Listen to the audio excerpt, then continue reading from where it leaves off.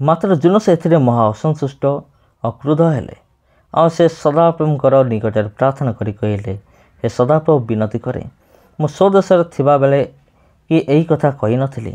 ଏଥିପାଇଁ ଶୀଘ୍ର କରି ତର୍ଷିସକୁ ପଳାଇଲି, କାରଣ ତୁମ୍ଭେ ଯେ କୃପାମୟ, ସ୍ନେହଶୀଳ, କ୍ରୋଧରେ ଧୀର, ଦୟାର ମହାନ ଓ ଅମଙ୍ଗଳର ବିଷୟରେ ଅନିଚ୍ଛୁକ ପରମେଶ୍ୱର ଅଟ, ଏହା ମୁଁ ଜାଣିଲି। ଏ ତ ହେ ସଦାପ୍ରଭୁ, ବିନତି କରେ, ଏବେ ମୋ ପ୍ରାଣ ମୋଠାରୁ ନିଅ, କାରଣ ବଞ୍ଚିବା ଅପେକ୍ଷା ମୋର ମରିବାର ଭଲ। ତେଣୁ ସଦାପ୍ରଭୁ କହିଲେ, ତୁମେ କ୍ରୋଧ କରି କି ଭଲ କରୁଅଛ? ତେବେ ଜୁନସ୍ ନଗର ବାହାରକୁ ଯାଇ ନଗରର ପୂର୍ବ ଦିଗରେ ବସିଲେ। ପୁଣି ସେଠାରେ ଗୋଟିଏ କୁଟୀର ନିର୍ମାଣ କରି ନଗରର କି ଦଶା ହୋଇ ଏହା ଦେଖିବା ପାଇଁ ତହିଁରେ ଛାୟା ତଳେ ବସିଲେ। ତେଣୁ ସଦାପ୍ରଭୁ ପରମେଶ୍ୱର ଗୋଟିଏ କଖାରୁ ଲତା ନିରୂପଣ କଲେ। ପୁଣି ଜୁନସ୍କୁ ତାଙ୍କ ଦୁର୍ଗତିରୁ ଉଦ୍ଧାର କରିବା ନିମନ୍ତେ ତାହା ଯେପରି ତାଙ୍କ ମସ୍ତକ ଉପରେ ଛାୟା କରିବ, ଏଥିପାଇଁ ସେ ଲତାକୁ ବଢ଼ାଇ ତାଙ୍କ ଉପରକୁ ଆଣିଲେ। ଏଥିରେ ଜୁନସ୍ ସେହି କଖାରୁ ଲତା ସକାଶୁ ବଡ଼ ଆହ୍ଲାଦିତ ହେଲେ। ମାତ୍ର ତହିଁ ଆର ଦିନ ଅରୁଣୋଦୟ ସମୟରେ ପରମେଶ୍ୱର ଏକ କୀଟ ନିରୂପଣ କଲେ। ସେହି କୀଟ କଖାରୁ ଲତାକୁ କାଟି ଦିଅନ୍ତେ ତାହା ଶୁଷ୍କ ହୋଇଗଲା।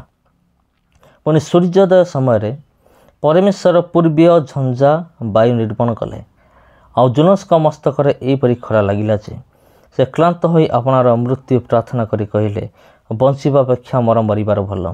ଏଥିରେ ପରମେଶ୍ୱର ଜୁନସ୍କୁ କହିଲେ, ତୁମେ କଖାରୁ ଲତା ସକାଶୁ କ୍ରୋଧ କରିକି ଭଲ କରୁଅଛ। ତହିଁରେ ସେ କହିଲେ, ମରଣ ପର୍ଯ୍ୟନ୍ତ ହିଁ କ୍ରୋଧ କରିବାର ମୋର ଭଲ। ପୁଣି ସଦାପ୍ରଭୁ କହିଲେ, ଏହି କଖାରୁ ଲତା ପ୍ରତି ତୁମର ଦୟା ହୋଇଅଛି।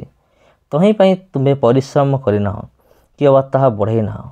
ତାହା ଏକ ରାତ୍ରିରେ ଉତ୍ପନ୍ନ ହେଲା ଓ ଏକ ରାତ୍ରିରେ ବିନଷ୍ଟ ହେଲା।